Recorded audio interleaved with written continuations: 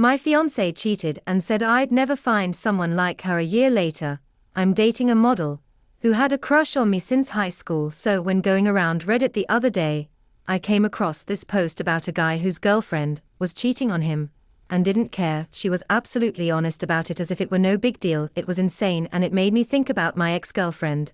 I haven't told many people about this incident, mostly because it's long and well, it was unpleasant at the time, but after reading that post I thought, what the heck, I might as well give it a chance. Keep in mind that this occurred approximately 2 years ago. I met my ex, let's call her Chloe, through a dating app. It wasn't one of those applications seeking a quick hookup, it was one of the more serious ones with people reportedly hoping for a relationship. Anyway, at the time I was 33 and she was 30. We matched, chatted, and there was an instant connection. It's difficult to explain, but we just understood each other. We shared the same sense of humor, interests, and could talk for hours without becoming bored. It was very refreshing. After a few weeks of online and phone conversations, I eventually invited her out on an actual date. I was a little nervous, to be honest, because she was so lovely, I mean breathtakingly stunning. I am not suggesting I am a troll or anything, I think I'm a decent looking guy.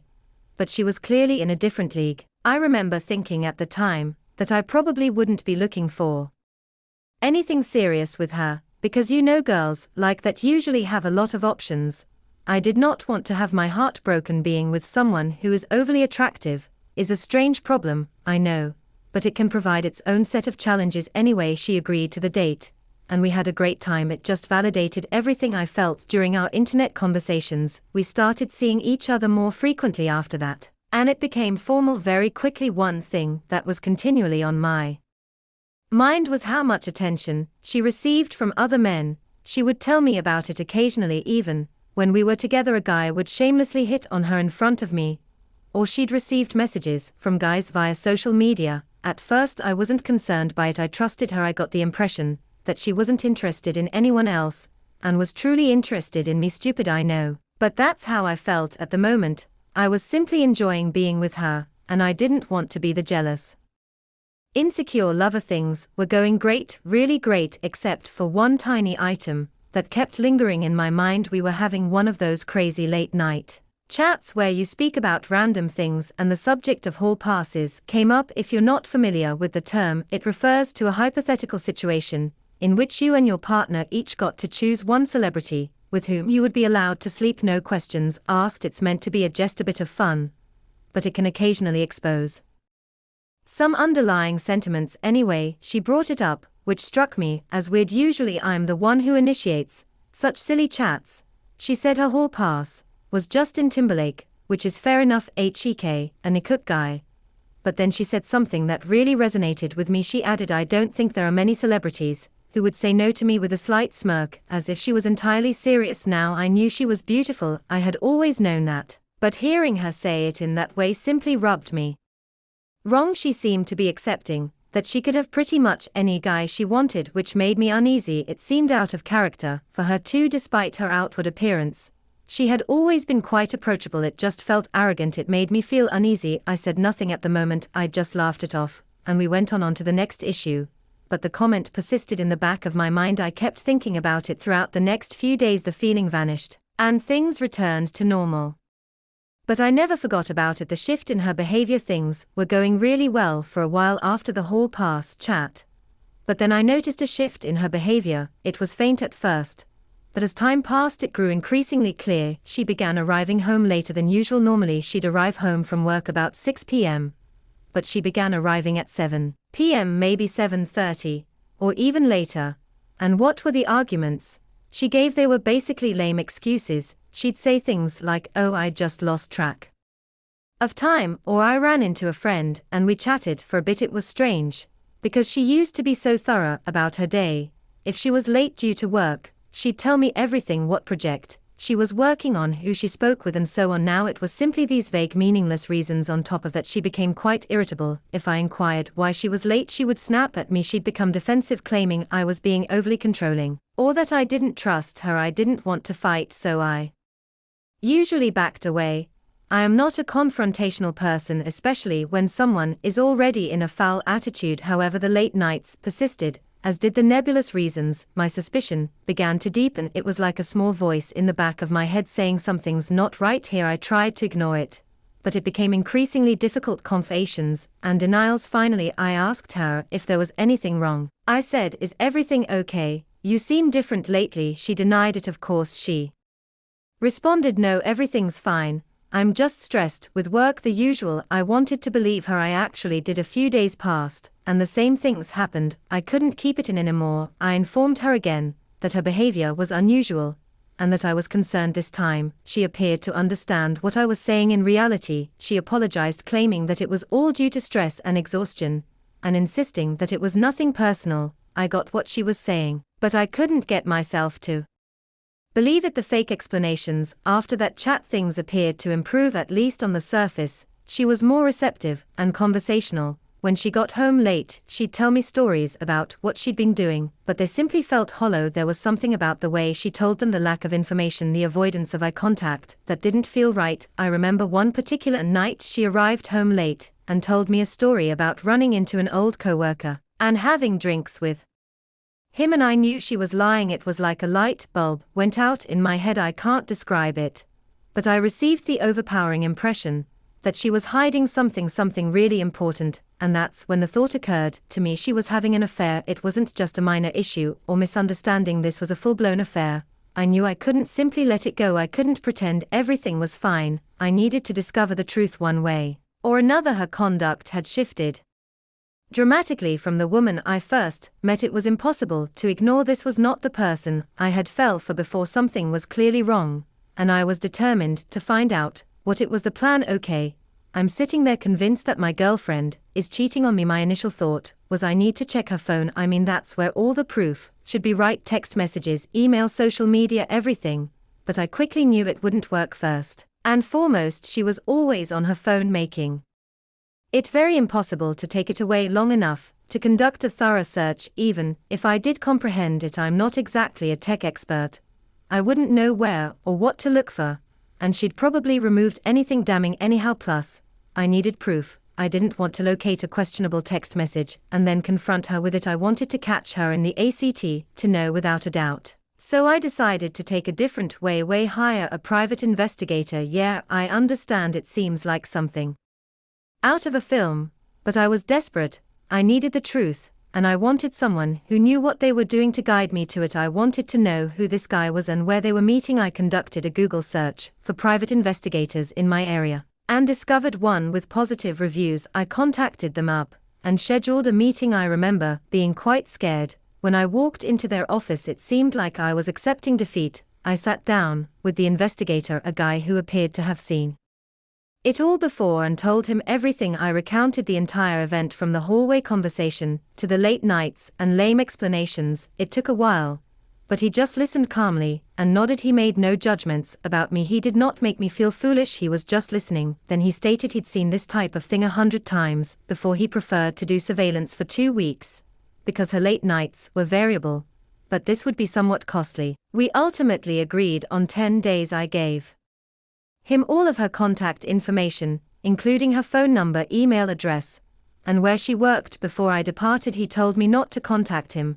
until the 10 days were up unless it was an emergency. It'll be difficult, he told me, but you need to let me do my job. I agreed. I knew it would be torment, but I had to believe him. The longest 10 days of my life. These 10 days were among the longest of my life. It was awful to know that this investigator was following my fiancé and could unearth proof that confirmed my darkest concerns. I felt helpless, just waiting, wondering and thinking all kinds of possibilities. It was difficult to focus on anything else. Work was a nightmare. I could not sleep. I barely ate. And the worst part, throughout the 10 days, she consistently arrived home late 3 times. She arrived home after 9 p.m. using the same tired, pathetic justifications. Oh, I had last-minute plans with some friends. Traffic was terrible. She had no idea that every time she said those things, it further confirmed my suspicions that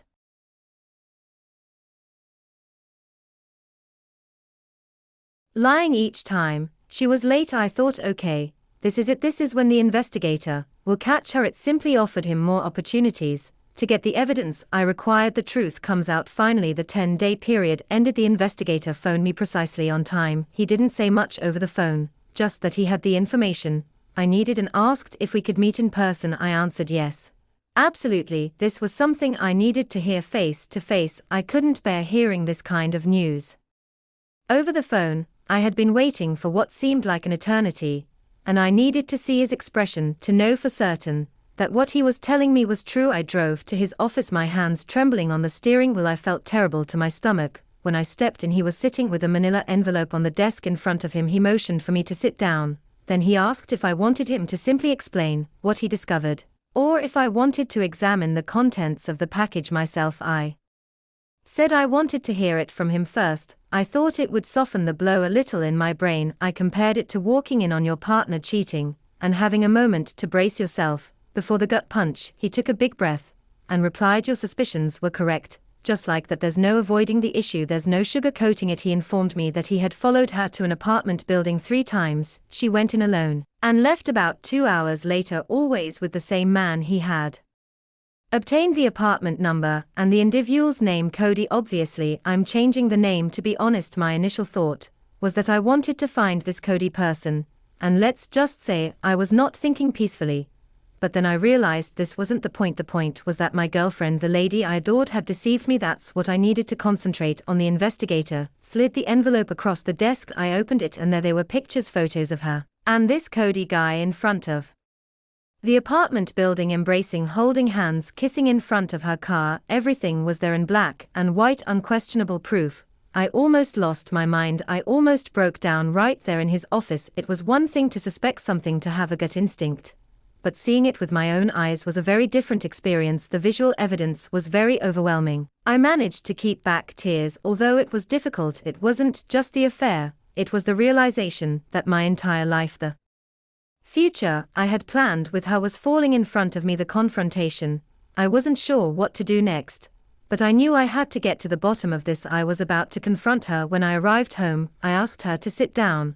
I did not yell, I didn't create a scene. I said quietly, we need to talk. She was aware that something was off. She saw it on my face. She sat down, and I simply lay everything out. I informed her I knew about the affair. I told her I'd hired a private investigator. I informed her that I had proof. Her first emotion was shock. She simply stared at me, her mouth slightly wide. Then she attempted to calm down, to act as if nothing had happened. But I wouldn't have it. I told her what the investigator told me about the residential building, about Cody, everything, and she simply sat there silent. She did not refute it. She did not apologize. She did not even attempt to explain. She just sat there listening. The more I talked, the angrier I became. Her silence was infuriating. She didn't seem to care or to be sorry for what she'd done. Finally, I could not take it any longer. I told her I wanted to break up. I responded, I can't do this anymore. I can't keep playing this song and dance. I'm done. And then she did something very unexpected. She laughed. She stepped up as if to frighten me and began this full monologue. You want to leave me? She inquired. Are you kidding? So what? I had a little bit of excitement on the side. It was just physical. It didn't mean anything. I'm a cheater, fair, but where do you think you'll go from here? Do you think you'll ever get someone like me again? Hasn't it been clear to you over the years that I'm out of your league? It was one time.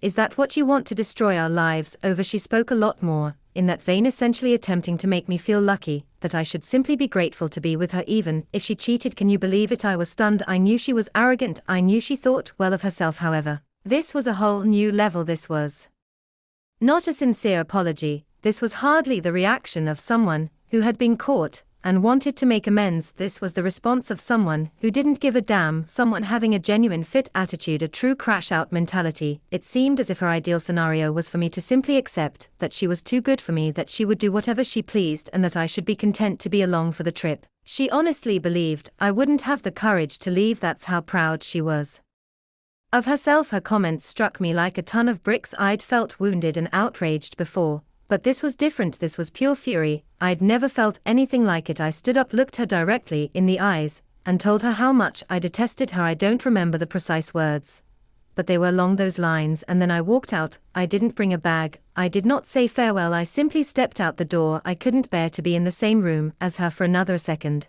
I felt completely betrayed. It was over. The aftermath. I ended up staying the night in a cheap motel. I couldn't return to the house, not yet. I just needed to be alone, and contemplate all that had transpired. I laid there in that uncomfortable bed staring at the ceiling, rehearsing the confrontation in my mind over and over. I couldn't believe the way she reacted. It was simply unbelievable. The next day, I returned to the house to get some of my belongings. I assumed she would be at work, but she was present. She appeared to have been crying, but she was attempting to play tough, as if nothing was wrong. And then get this, she had the nerve to reply, "I knew you'd be back," with a smug little grin on her face, as if I had just thrown a small tantrum and crawled back to her. I didn't say anything. I just went inside and grabbed some clothes, toiletries, and other necessities. I knew I couldn't acquire everything at once, but all I wanted was to get out of there as soon as possible. I replied, "I'll be back for the rest of my stuff."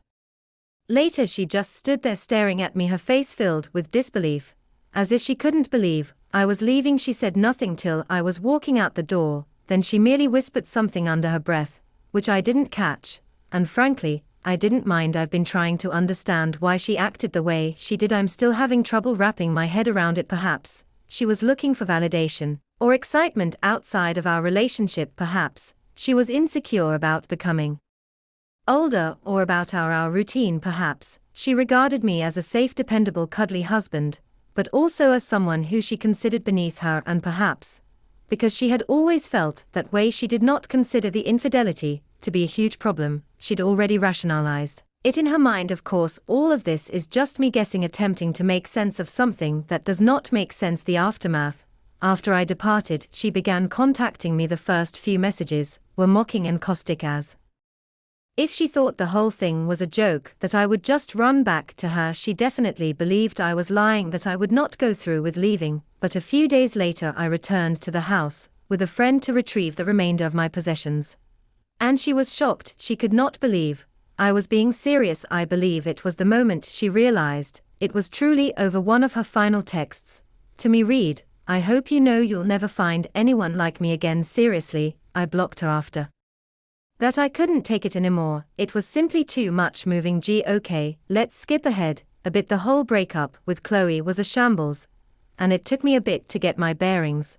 But life continues, right? A few months later, I had my 15-year high school reunion. I wasn't sure whether I wanted to go, but a number of my friends persuaded me. It ended up being a great time. It was nice to see all the old faces and meet up with people I hadn't seen in years. Just a really upbeat, enjoyable vibe. And then there was Veronica. Enter Veronica. Veronica attended my high school class. She was a tall, stunningly beautiful girl. We were cordial and took some classes together, but we were not particularly close. She was one of those girls who was just naturally cool.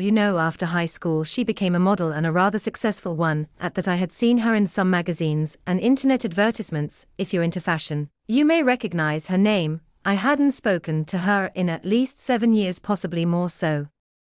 I'm at the reunion having a nice time, when I realized that Veronica isn't present. However, her best friend from high school was. They were still really close, which I thought was fantastic. It demonstrated that Veronica had not changed much despite her success. I went over to see her friend, just to say hello and catch up. We were talking and she kept a wide smile on her face the entire time.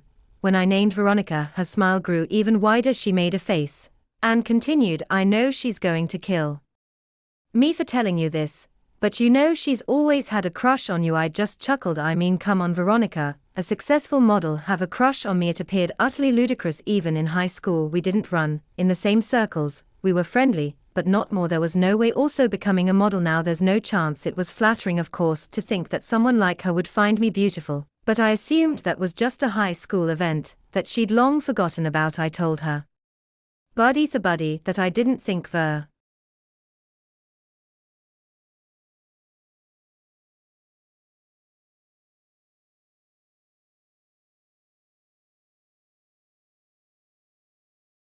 after what had occurred with Chloe. It felt as if here was this woman who my ex would have deemed out of my life league, and she was allegedly crushing on me. It made me understand how useless Chloe's remarks were and how much she wanted to bring me down. It provided a significant confidence boost. Taking a chance.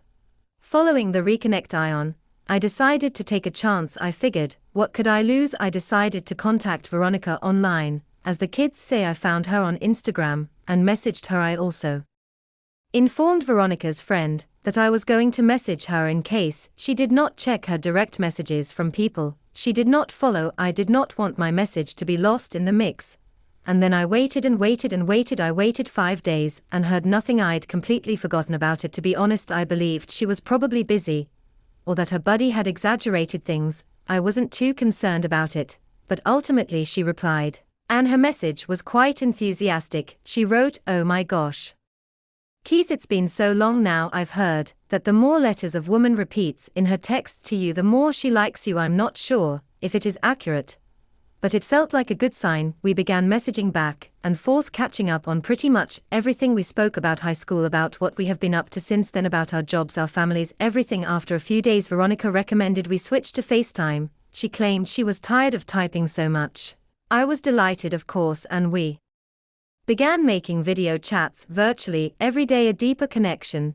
During those video talks, I began to understand more about her life as a model. She told me everything about the industry, the travel, the photo shoots, the ups and downs. She was in Brussels at the time working on a campaign, and even gave me some photos from the set. That was fascinating, and it was awesome to watch her in her environment. It also allowed us to connect on a deeper level, while being thousands of miles apart. After a few weeks of almost daily communication, it began to seem like we were dating. We hadn't formally called it that, but it seemed like more than simply friendship, so I decided to be a little corny and simply ask her, "What are we?" She chuckled and said we were really wonderful friends, but she wanted to be more. I saw this as a cute who asked her if she wanted to be my girlfriend. She quickly agreed with no hesitation. It was a wonderful feeling. The long-distance challenge. Obviously the long-distance aspect was challenging. She was a model traveling the world, while I was here doing my regular work.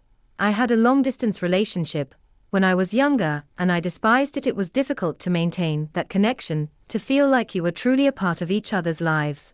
But this was different. This was Veronica, and she was already so important to me that I was willing to go to any length to make it work. So I booked a flight to Brussels to see her. She was going to be there for a few weeks working on a project, so I decided it was the perfect time to see her and get a taste of her culture. The trip that changed everything. The trip was just stunning. Brussels was beautiful, of course, but being there with Veronica was incredible. It seemed like a dream come true. It taught me that I shouldn't give up on love because of a single negative experience, that there were still excellent people out there, people worth the effort. She even brought me to one of her photo shoots. I got to watch her work, see her in her element, cheer her on from the sidelines, and take some of my own photos. It was so great to watch her doing what she loved, and it made me feel even more connected to her, as if I were truly a part of her life. The Instagram mish. So I was in Brussels having the time of my life with Veronica. I took a lot of photos during the photo shoot and decided to share a few of them on Instagram. I didn't upload them to my main feed though. Instead, I shared them on my close friend story, expecting just a limited group of individuals to view them. Here is the thing I completely forgot about my ex Chloe, who was still on my close friends list. I rarely use Instagram, so I didn't think to block her there. I had blocked her everywhere else, but not Instagram. A big mistake. I received a message from her just a few hours after posting the photos. Remember, we hadn't spoken in almost a year. By this point the message stated, "Who's that? Why are you playing groupie?" A laughing emoji appears next. I quietly responded, "That's my girlfriend." I said nothing else. She did not respond right away. I could see the little typing sign emerge and disappear several times over the following 10 minutes, as if she was writing something, deleting it, and then writing something new. Finally, she only sent a snarky message, "Sure, the final goodbye." That's when I decided to try it. I informed her that she didn't have to trust me. Then I said, "If you thought you were out of my league, then Veronica is out of this world." I also questioned her, "How's your man?" from back then doing. I knew it would sting. She read the message, but did not respond, and then I blocked her on Instagram. I realized it was probably petty of me to say those things, but really I believed she earned it, and I did not want her to have any further access to my life, any more opportunities to get under my skin. Even yet, I'll admit that I was curious about her reaction.